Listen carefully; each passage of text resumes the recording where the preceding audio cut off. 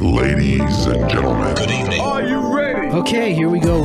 You're listening to the Deal Room Podcast. Join us as we bring you the inside scoop on business sales and acquisitions. Get across trends in the area and hear the industry's best recount their real-life tips, traps, and experiences. Now, here's your host, Joanna Oakey. Hi, it's Joanna Oakey here, and welcome back to the Deal Room Podcast, a podcast proudly brought to you by our commercial legal practice, Aspect Legal. Now, today I have on board the talented Simon Bedard of Exit Advisory, and together we discuss the highlights of the recent huge event of the Buy, Grow, Sell Summit. Now, this is a great episode for anyone that attended the event and wants a reminder of the highlights, together with anyone who didn't have the chance to attend and wants to access the replays that are now available. This episode is a must-listen to episode, and we can't wait to share it with you. Here's our discussion with Simon. Simon, welcome back to the Deal Room Podcast. So good to have you on the show at the end of this mammoth summit that we've just run. Yeah, thanks, Joe. Thanks for having me on again. It's always a pleasure. And yeah, it's been a very, very busy couple of weeks, hasn't it? Beyond the summit, even the lead up to it was massive. Absolutely. But I'm just so excited. We had literally thousands of businesses coming along to the summit. Clearly, it hit a real nerve. A whole heap of information that business owners just don't regularly get exposed to. And maybe what we should do, and today in this very quick podcast, I just wanted to give a bit of a rehash for anyone who didn't have the opportunity to attend the summit. We've still got an opportunity for you to now access replays, but just thought we'd give you a quick, rehash of what you missed, so you can find out what you missed. So, and if you're interested, you can get access to the recordings. But maybe why don't we kick it off, Simon, by talking about what the whole idea of the summit was, like why we started it. Yeah, good idea. Sorry, Joe, I'm cutting across you there, but it's no, great idea. I mean, look, let's talk about the concept here, right? Because buy, grow, sell, and putting that into a summit. I mean, really, the idea of buy, grow, sell is that business owners are on a journey, right? And rather than, I think, we have this context, I think, in the Western world that life is linear, right? We're all on this straight line of life, and I think, in other cultures, especially a lot of Eastern cultures, they see it more as life being a cycle. We constantly are going through cycles in life, in our family, in our own mental health, and all these sort of different things. And, fundamentally, business is a cycle too, right? And I think if you look at that sort of circular process and see where buy, grow, sell sit, I mean, really what it's saying is if you're a business owner, you are on this cycle at some point. Now, maybe you don't own a company at the moment, but you're looking to either, you're looking to get into business. Well, if you're looking to get into business, really, you're either going to buy a business or you're going to do a startup, right? And similarly, when you want to grow a business, you've got two options again. You either grow organically or you acquire more companies to grow. Yeah. Right? So people are somewhere in that kind of, they're either buying a business or they're growing a business from either startup or they're well established. And at some point, we all exit our business, whether we like it or not, right? So, I think with grow, ultimately succession planning and all that sort of stuff is really a natural part of growing. And you may actually grow yourself out of your own business. You may still own the asset for many years to come. But let's be honest, at some point too, you do divest your shares, right? And that might be through selling your business, or let's be honest, you may hand them down and you will. But either way, you are going to stop being the owner of that business one day. So ultimately, we are all on that cycle. And look, some people will buy a business, grow it, and sell it, and jump back in the cycle and do the merry-go-round. I was about to say that because we have lots of clients who do that. They sell out and then they say, I'm done, I'm exhausted. And then, after 6 months of sitting on the beach, actually, I'm right back in again. Yeah. Well, as one of my mates said to me, he goes, mate, I can only play so many bloody games of golf before I'm bored, Yeah.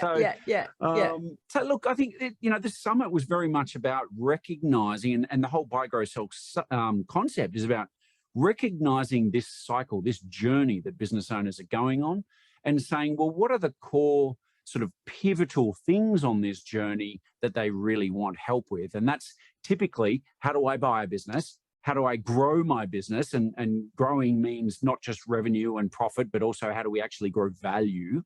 And ultimately, if you're going to sell, what does that look like? And so, this summit brought together some of the best industry experts around those core 3 topics. Yeah, absolutely. And one of the things that I'd add to that as well is was something that really came out of the questions that were asked during the summit, really reminded me of the benefit of when you're in a sell phase, being able to see it from the buyer's side as well. When you're in a buying phase, being able to see it from the seller's side of the fence as well. But then also when you're in growth, growing with an understanding of exit along the way. And that perhaps is one of the most fundamental moments, bits of education, I think, that really come out of something like this, the viewing of it as a cycle. It's about that early concept of the need to understand the principles of valuation to ensure that you're growing in the right way. Yeah, look, you're spot on. I mean, I've definitely seen over the years, this talking about exiting your business is almost like a dirty word to some business owners. They feel they're betraying the business or their baby or something like that. And it's really not. I mean, it's just a natural part of the cycle. It's, like nobody, I mean, we all pass away one day, right? Like, I mean, that's just the natural, normal part of life. It's just the way it is. And so, I think like many things in life, if we start with the end in mind and we say, well, we know that this is going to happen. We know we are going to exit at some point. What would I really ideally like that to look like one day? And funnily enough, I think when people start to look at their business through that lens, sometimes what they come up with is very different to what they originally thought. Yeah. And so, we want to just empower people with the frameworks and the tools and the tips and the things to be able to look at their life and their business through that lens and learn how to start building backwards and make sure that when they get off the merry-go-round at some point, that they look back with a sense of happiness and pride and achievement and fundamentally purpose. Yeah, absolutely. And one other thing actually that interested me about the summit and the people that we had attending the summit was some advisors attending the summit as well. Say, for example, accountants who really wanted to make sure they properly understood this journey for their clients as well. And of course they understand, they'll often work with their clients buying or exiting, but just, getting fresh ideas on where the problems are and where the education gaps are for their client. I think that was the other element. Absolutely. I think when you're a professional services company, which accountants are, like we are, it's about people and not just the people in your firm. It's about your clients, right? And you care about them. You actually want them to get good outcomes and have that, have a positive journey as well. And as we know in Australia, a lot of people tend to go to their accountant when they have, fundamental questions around their business. And so, which is great. I mean, the accountants are there and will have their best interests at heart. But a lot of accountants don't necessarily go deep into the kind of exit planning stuff, and they don't necessarily do a lot of transaction stuff, even though they may fundamentally know how that kind of broadly works. They don't run those processes. They don't walk people through an exit planning process. And so it does become a really nice complement to what they do because it doesn't conflict with their traditional business in any way, shape or form. In actual fact, that kind of stuff usually creates a lot of extra work for the accountants because they're assisting on the journey, right? Yeah. Yeah. And particularly on the acquisition side, I think there's a huge opportunity for accountants to recognize and really engage with this opportunity of acquisition for growth of their clients. So I think that was something that was a big opportunity for accountants to think about as we went through that buy day. Look, totally agree. And one of the things I guess we've been saying for many years, as I know you have, is that acquisitions as a strategy, as a growth strategy, it's not just for the big boys. It's not just for the big end of town, right? Like small companies, small businesses in Australia can massively benefit from acquiring other businesses to grow. And, you know, one of the things I know we talk about a lot on that buy day is the different things that you might be trying to buy, right? You know, maybe you just want to offer your same services in another state or region. So, you know, acquiring somebody there who has a footprint and clients, etc., can just massively expedite your growth strategies, you know, your geographic plans. Sometimes it's about acquiring different skills or products or services that you want to, that complement what you do. You know, I think bottom line, I mean, when we talk a lot about this sort of whether you're buying or growing organically, is that you're looking for these leverage points, right? We all want 1 + 1 to equal 3, or certainly more than 2. Yeah. You know, and acquisitions gives you that opportunity. Absolutely, they do. Well, let's maybe just run through the days very quickly, not a long rehash, but I just want to focus on some of the highlights that came out of the days for our listeners. Of course, the amazing Kate Carnell, the former Australian Small Business and Family Enterprise Ombudsman, opened the summit for us with a bang. And I think the highlight for me there was just that reinforcement of the importance of small business and SMEs to the economy as a whole. We all know it. Yeah. It's just that reminder, you know, and that the government has that firmly in their sights for the future. Yeah, and you know, I love Kate. I think she's fabulous. She's such a great representative for small businesses and family businesses in Australia, and well, frankly, anywhere. But she happens to be based here in Australia. But couple of the key messages I really took away from her talk as well was, you know, she talked about some of the keys to success, right? And she links this all the way back to sort of Darwin and his studies around, you know, biology and ultimately, you know, evolution.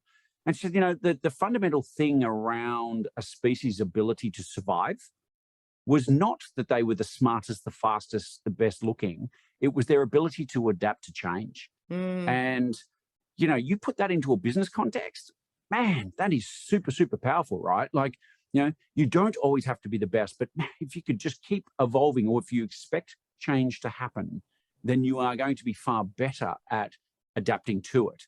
And the sort of second or the flip side of that same coin was, you know, she talked about, I'm struggling now to remember who the quote came from. It was one of the big generals. But she pointed out that if you're not taking active steps and making decisions for fear of, you know, the risks, or, you know, oh, geez, I'm not sure if we should do this because we might not win or we might lose, et cetera, et cetera, et cetera. Not making decisions for fear of risk actually increases your risk. So in other words, doing nothing is still a decision, right? And doing nothing can have some pretty severe outcomes when the world around you is changing so quickly. Well, and that, I mean, obviously that whole point of change and the benefit of being able to evolve quickly is so relevant to where we are right now and to where we've been through COVID. And then that was just such a good lead on to Warren Hogan, the chief economist from Judo, talking about this macroeconomic perspective. And look, economics can be boring sometimes, right? But this was super interesting. I just thought that whole, you know, I love data and I love looking at what the data is suggesting. I mean, you know, it's still a bit fortune teller-ish.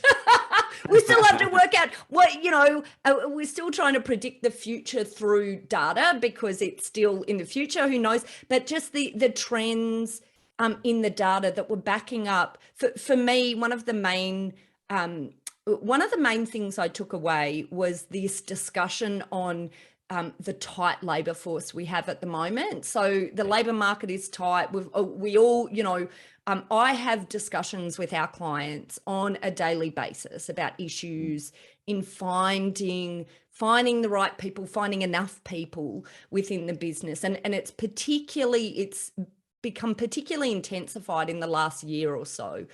But Warren was talking about this as being an issue that the data is telling us is going to get worse into the future. As we see our baby boomers retire and as we see the impact on, you know, the labor market entirely. So from my perspective, I just thought, wow, that means we are forced to come up with new ways of looking at solutions to this problem. Yeah, yeah, and Warren sort of certainly highlights digitization as part of that strategy, right? And you know, building system and process around this kind of merge and evolution of technology. But I just think, you know, going back up to sort of 10,000 feet here, but the thing I like about what Warren was talking about is that he's talking about what's going on in the ocean, right? Like we're all of us with our little businesses, we're all little small boats in the ocean, right? And I think sometimes as business owners, we can get a little bit too caught up on what's tinkering on our own engine and our own little things in our own little boat, when really that what's going on in the ocean and the waves around us, that actually is going to have a far bigger impact on our outcome than whether or not we've tinkered with one or two little things in our little boat. Absolutely. And so, you're so right, Simon. Yeah. Yeah. So it's just, I think it's just, you know, we've got to sometimes lift our head up, look over the horizon, get up to that 40,000 foot, you know, whichever analogy you want to use, but get a sense of what's going on with the big moving things around you. Because once again, that adaptability point, if you can adapt and evolve to those big moving things a bit faster than other people, you're likely to win. Yeah. Absolutely. Okay, and then we moved on to what I thought was a fabulous panel session, of course, because you and I were on it along with Tony Saker, the CEO of Bentley's, talking all about the reasons why growth through acquisition can be such a great alternative to the traditional path of organic growth. Yeah, yeah, absolutely. It's an interesting one, isn't it? Because, and we didn't sort of touch too much on this because it's more about the buyer focus than it is the seller. But, you know, if you think about it, when you look to the big end of town, if you look at where the big capital flows are happening in an economy, that's the smart money, right? It's typically the people with the most capital pouncing on the biggest possible opportunities, right? And if you think about large companies are out there acquiring businesses all the time. Oh, absolutely. You know, yeah, and they've got the benefit of this little thing we call EBIT arbitrage, right? Where, you know, if I'm a listed company and I'm trading at 20 times my profit, and I go and buy your business at 3 times your profit, well, I've only kind of got to wash your money through my business for a year, and all of a sudden I've made a fabulous return on that investment, right? I've taken your 3 times and made it 20 times in a year. Like, what a great deal, right? Now, it's a little bit harder when you're not listed, but this concept can be applied to those smaller businesses around, well, how do we build those fundamental building blocks, right? Money's cheap still. As Warren pointed out, interest rates are going to go up, sure, but what are they going to go up from 2% to 3%? I mean, like, this is still a fantastic time to be using those big macro factors, but driving it down into small business. Yeah.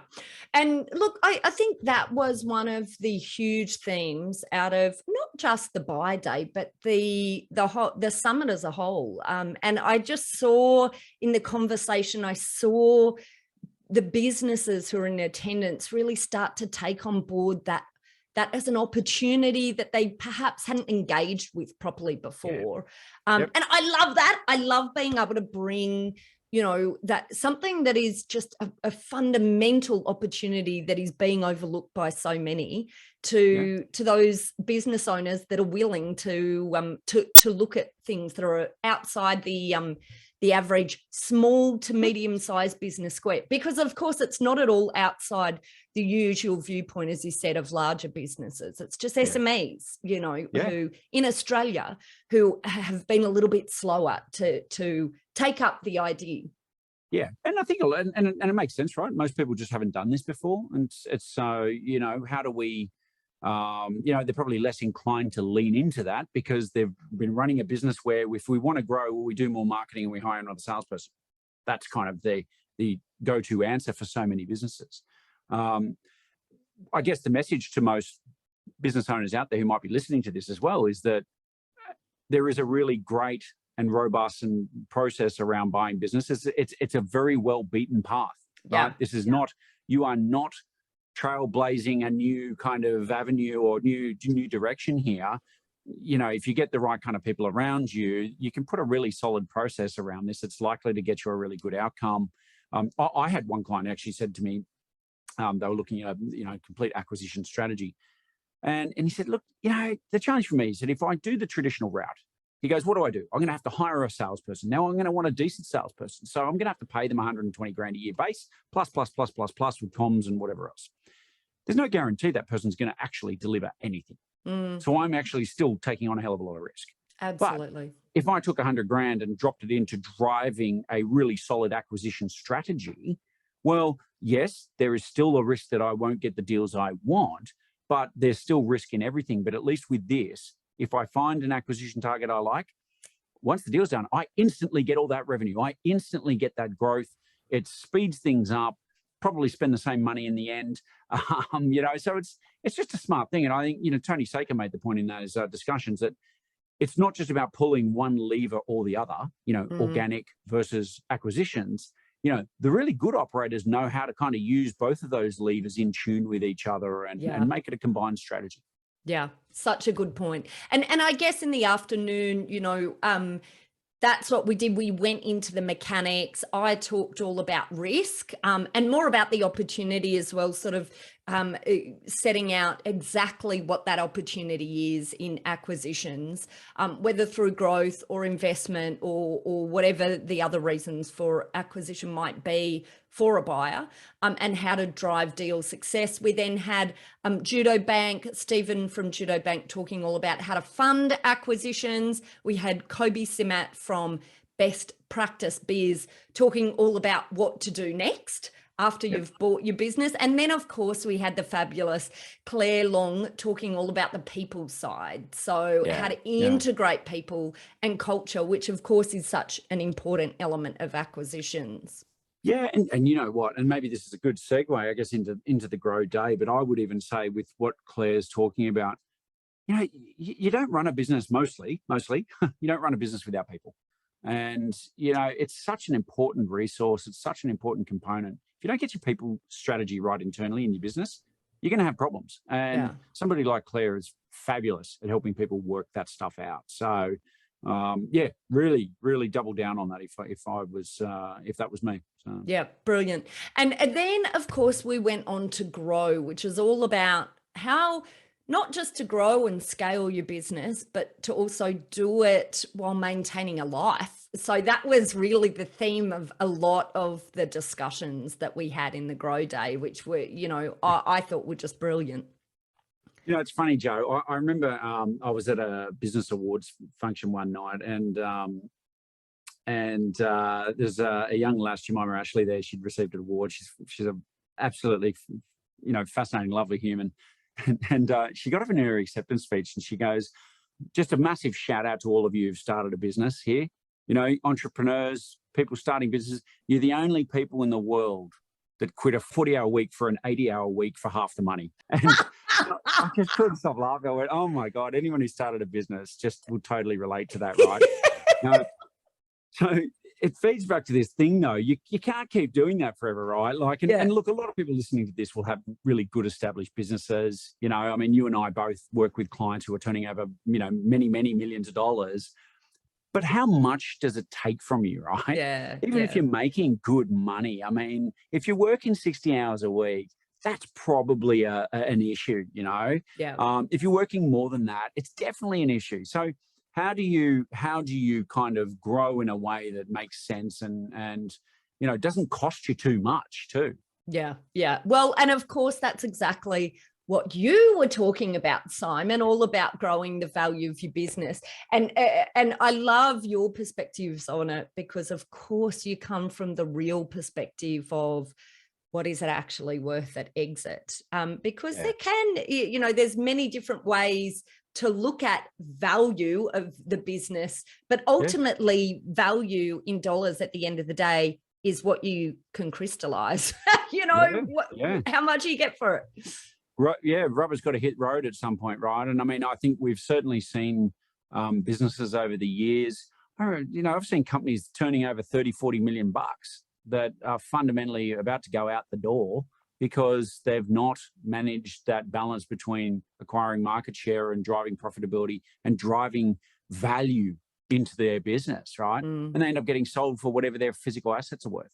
It's like, what a disaster, what a horrible outcome. Yeah. Just for a business and business owners to spend years building a business to that level, only to be broken down to their component parts and sold off. It's not great. But do you know, I've dealt with many business owners at that exit point that just haven't even realized that there could have been a different way for their business, because they view their industry as the type of industry where, you know, you just can't, it's all around you as the business owner. And I guess that's sort of the light that we were trying to shine, wasn't it? That it doesn't have to be like that. For sure. And it's the perennial problem with professional services companies, right? It's usually based around or started around somebody, a person, a profile, somebody who's good at something. They start a business because they're good at it, the business grows, but it often revolves and requires a lot of input from them. And, you know, shifting that, getting away from an owner-reliant company, you know, and certainly Dave Jennings from Systemology talked a lot about how to build systems, you know, how to build a company based on system and process rather than just the individual personality. You know, what a critical factor, right? Oh, absolutely. And I think the other part to that, and I tried to touch on this in my talk a little bit, is about revenue models, you know, and, you know, we've all heard about SaaS companies selling for ridiculous amounts of money. Well, the reason they sell for ridiculous amounts of money is because they've got ridiculously reliable income sources, you know, revenue streams. It may sound like a no-brainer, but I just think if you're not looking at ways to build that into your business, at least for a portion of your revenue, you're doing yourself a disservice, because frankly, this is the way the world works now.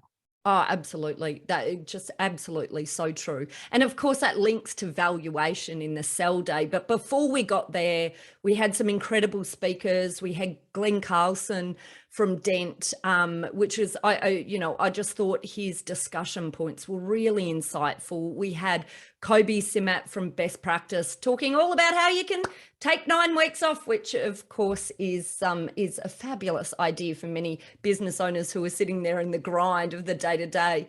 And then we really sort of, I almost forgot Rebecca Mahalik from Business Depot and also from Practice Ignition, talking all about building a client-centric professional services firm as you scale. And obviously for many professional services businesses, that holding on to that client centricity as you scale it can actually be a really tricky thing to do. So I thought that sort of concept is such a good thing for us as business owners to reflect on how we maintain that whilst we scale. I think you're right. I mean, it's being in business at its absolute core is about how do we actually achieve certain outcomes with limited resource, right?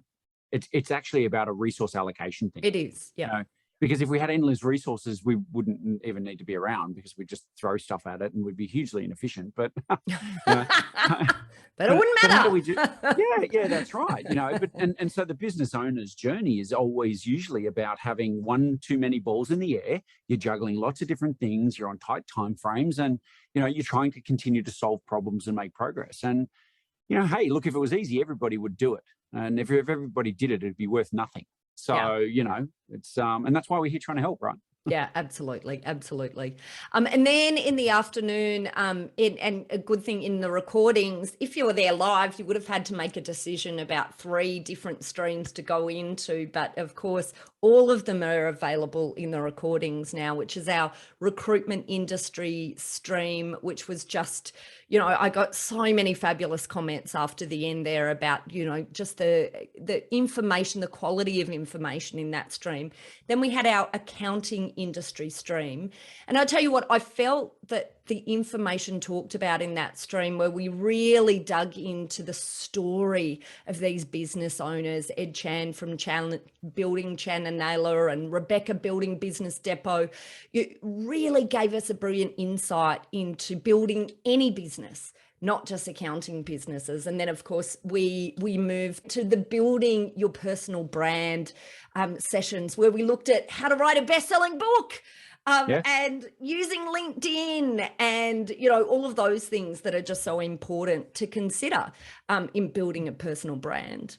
Yeah, absolutely. Absolutely. It was fascinating. I had so much good feedback about Bernadette and Linaire and all those guys in the personal branding sessions. There was just so much value to be had. So yeah, exciting session. It was. And then it led on to our last day, which I don't know, you can't choose favorites. I guess it's just like choosing one of your children as a favorite. What day was my favorite? But I tell you what, I just thought the third day was just so interesting. I just loved John Warrilow's stories about, when you were talking before, Simon, about the importance of recurring revenue businesses. Boy, some of John Warrilow's examples sort of brought that to life, didn't they? Oh, look, absolutely. I think when you hear about, look, I should say with John, I mean, the beautiful thing about John is he illustrates every single point with a real life example.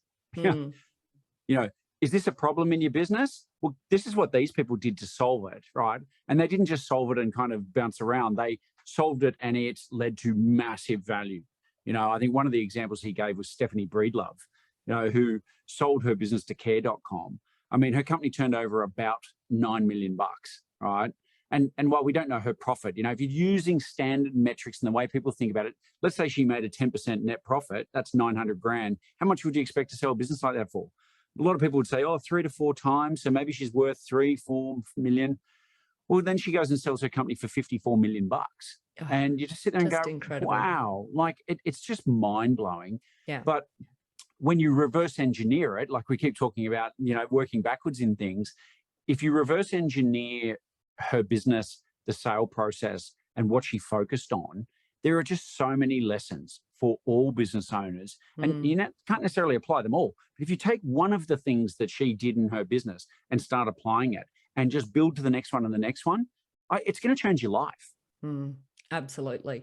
And then we had someone, Pete Martin, coming in and telling his actual example. So he worked us through how he managed to get 12 times EBITDA without an earnout on his sale of his professional services business. 12 times EBITDA.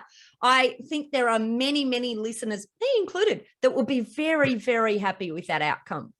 Oh, for sure. Especially in a sector, in an industry, professional services that classically trades at 3.5. There's just so many advisors out there who will lean too heavily on that.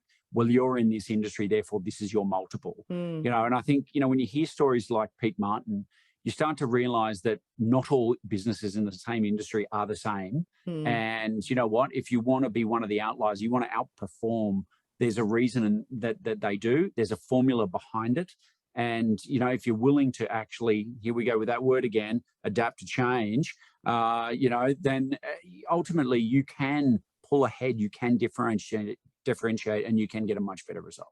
Yeah. And one of the things that I thought was really interesting, not at all surprising, but just very interesting, was how he sort of proved, I guess, the benefit of planning in advance, because it seemed like he was just on it from the beginning. He knew what would be value in the mind of a buyer, and he just worked hard to make sure what he delivered was that value. And that's why he got the outcome he got.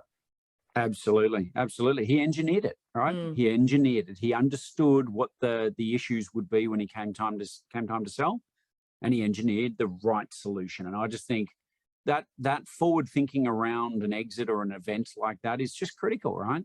And even, by the way, for anyone listening to this, if you're a business owner and you don't know whether you want to sell or hand it down to the kids or whatever, that's all okay. That's very, very normal. You don't need to have all the answers up front.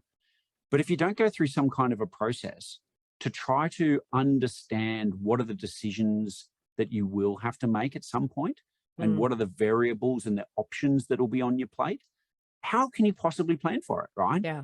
So it's just about you getting a framework around you, so that instead of your head spinning around and not knowing what to do, you might at least be able to point your nose north and know that you may not know the final destination, but at least you're heading in the right direction.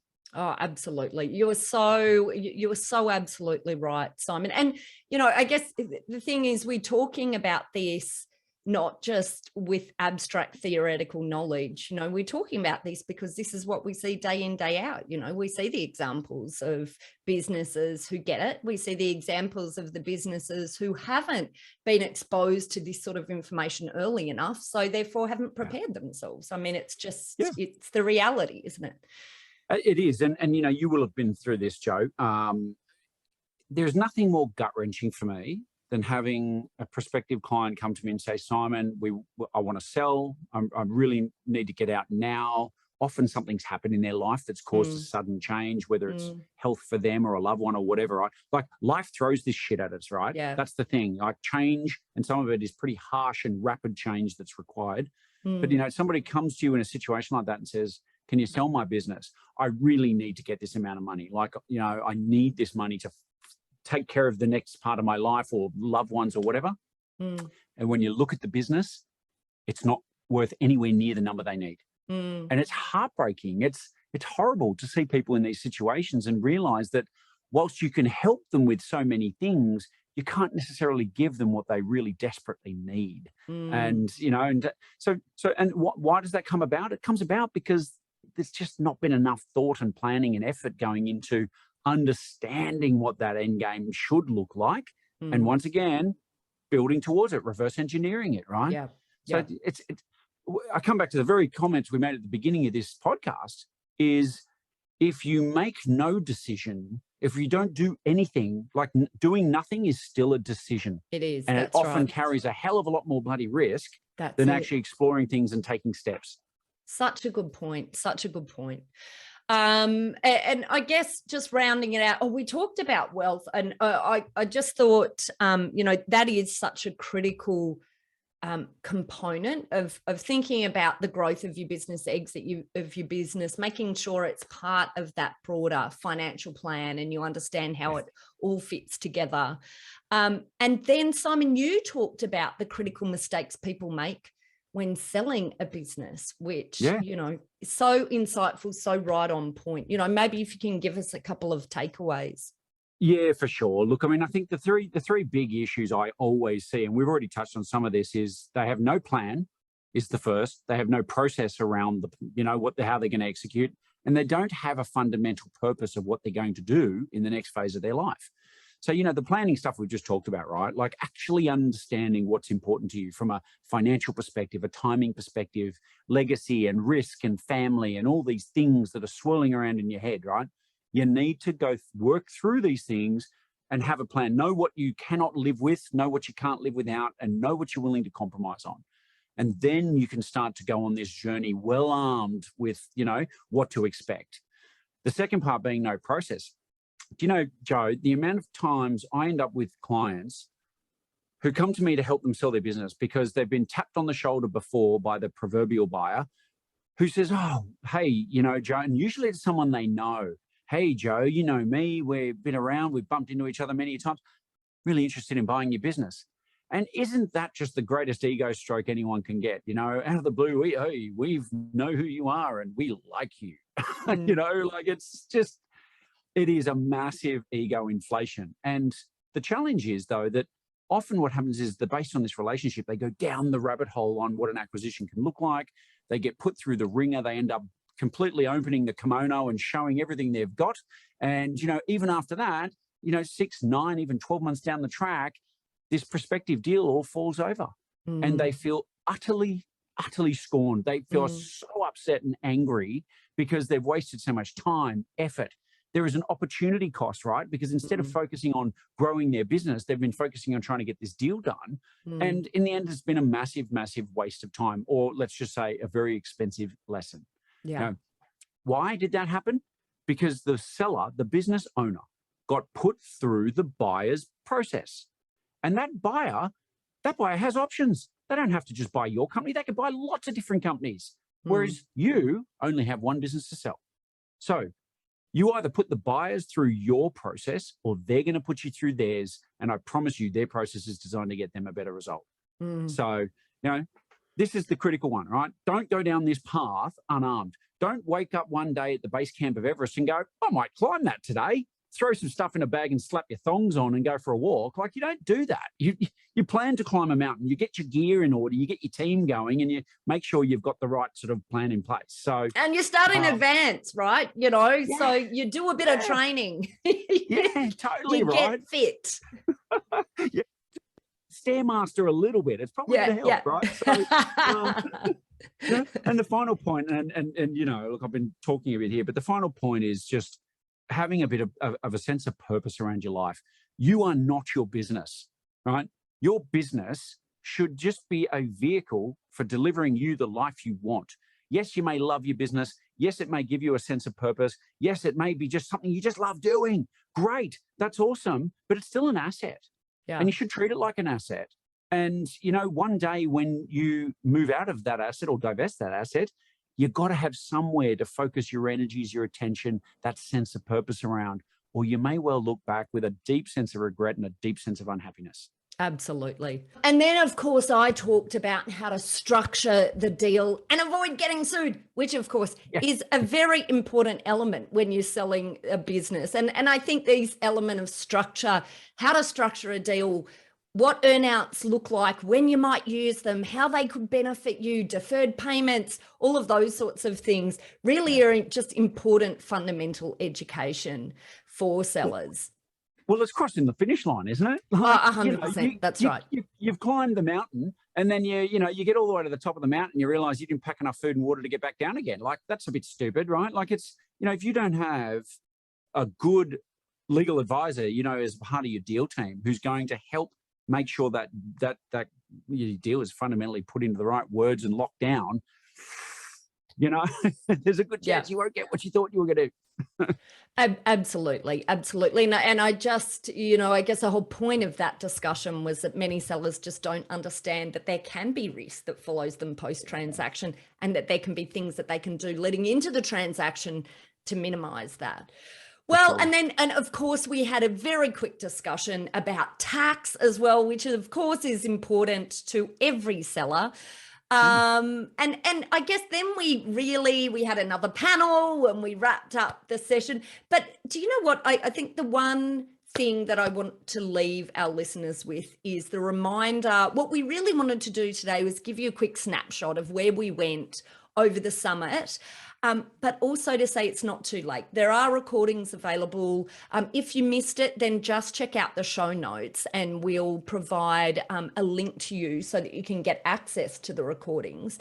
But we also had some great options for our listeners, and we'll extend it to you, our podcast listeners as well, for a ready to acquire product, a growth product, and an exit product. Let's maybe just in 2 seconds, Simon, whip through each of these. So in case our listeners are interested, they can work out how to take advantage of those in our show notes. Yeah, for sure. So look, obviously the buy workshop is very much about, if you want to acquire a business, this is where you get your game plan in order, right? We understand, create a strategy, put a plan around it, and you walk out that door, not only just with a very clear understanding of what needs to happen next, we can even make sure you've got a handful of potential prospects to start talking to already. And I just don't think you could probably get a better outcome from a workshop than that. Oh, absolutely. So it's taking from the concept, which is where we started with, is here's the concept of the opportunity. Now here's the workshop where we can actually turn that into a reality for you, give you the roadmap for it. Absolutely. We don't want to just be educators, right? We want to be implementers. Yeah. And that's, we all know this in business. You can have all the ideas in the world. They're worth nothing unless you do something about it. Oh, absolutely. So this is the doing part, right? And that's exactly the same thing with the grow aspect, the grow workshops. You want to grow a valuable company that delivers you the life you want. Well, we're going to show you how to do that. We're going to show you all the things that a buyer would look at when you want to sell. How do we fundamentally build value? How do we build you out of the business so you've got more time? And bottom line, Joe, and this is why I love working with you, how do we fortify that value, right? How do we protect it? Because, absolutely, when you start a business, you've got nothing to lose, right? Yeah, you know what? Like, I've spent a few bucks, buying a name and a domain and blah, blah, blah, not really a lot to lose. You build a business and you build substantial value, your perception changes because now you've got something to lose. And absolutely. So we want to make sure that our clients, the business owners in general, know how to protect that value. Yeah, so they're not blowing themselves up along the way or leaching value out of the business, which is what so many business owners do that's wrong during their growth phase. Definitely. And then last, we moved on to our exit option. So there's a whole heap of information baked into our exit option, but also individual consultations with your team, Simon, and with our team in terms of helping to make sure you've gotten yourself ready for exit properly. Yeah, exactly right. I mean, I think when you're going to go down the exit path, and certainly selling is a big part of this, you need to know what your business is worth, and why. And if you are going to sell it, you need to have some strategic insight into, well, who's the best possible buyer, right? And then if you're going to, of course, go down this path, what do you do to prepare yourself, both emotionally and, operationally, but legally? What do you do to make sure that you're putting yourself in the best possible position to extract the value you deserve? And you know what? If you can walk away from these sessions with that in hand, knowing where you stand, knowing what you want, and knowing how to get there, well, you're going to be ahead of most of the game. Oh, absolutely. Absolutely. And look, all of those sessions that we talked about, so those workshops and exit sessions, you can purchase also from the show notes that you'll find at the bottom of this podcast. Simon, I just want to say a massive thank you for coming onto the podcast today, but also for all of the work that we've done together with the summit. I just, I loved the summit. It was exhausting, but what a great process. And we had so many fabulous comments. And look, it was just the process itself. I just found so important to remind us as well of why we do what we do and the lessons that we see on a daily basis. Yeah, look, I just want to second that, Joe. I mean, it is the why, right? Like, why did we do all this effort? Why did we do all this stuff? If you're listening to this, if you're a business owner, like, as far as I'm concerned, you're the person we want to help. Your business owners are the ones out there taking the risks, putting in the effort, all this stuff to try to make a change, to deliver a result. If you're a business owner, you're the hero of our story. And we know that you're on this cycle, you're in this journey somewhere. And so we want to help you on that journey. And, frankly, if you wanted to go and watch videos and all the things that came from the summit, I guarantee you will get value out of it. In fact, if you don't get value out of it, just send me an email. I'll refund your money because I'm just so confident in the enormous amount of value being delivered by that summit. Frankly, if you just want to get on a call and talk to one of us, we're happy to do that. We are. Because right. we want to help. Yeah, we do. Yep. Let us help you on your journey. It's an honor and a pleasure, and we'd love to do it. Simon, just a huge thank you. Thank you for coming on, and thank you to you, our listeners. I really hope you're either able to make it onto the summit or see the recordings and you find something of huge value for you. Even just one thing, if you took away one thing, any one single thing out of all of the speakers, I think we had more than 25 speakers. If you took just one thing away from one speaker, I think you'd find you making creating massive opportunity in your business that wasn't there before. Simon, a huge thank you. Thank you. Pleasure. Thank you. Well, that's it for this episode of the Deal Room podcast. I hope you enjoyed the episode today with the fabulous Simon Bedard of Exit Advisory. Now, if you'd like more information about where you can watch the replay of the summit, simply head to the show notes where we link to that. And if you're interested in talking to our lawyers about anything related to buying, selling, or growing a business from a legal perspective, then head over to our website at www.aspectlegal.com.au to book a free 15-minute discussion with our legal eagles. Well, that's it. I hope you enjoyed what you heard today. If you did, please subscribe to the Deal Room podcast on Apple Podcasts or your favorite podcast player to get notifications straight to your phone whenever a new episode is out. Thanks again. You've been listening to Joanna Oakey and the Deal Room podcast, a podcast proudly brought to you by our commercial legal practice, Aspect Legal. See you next time.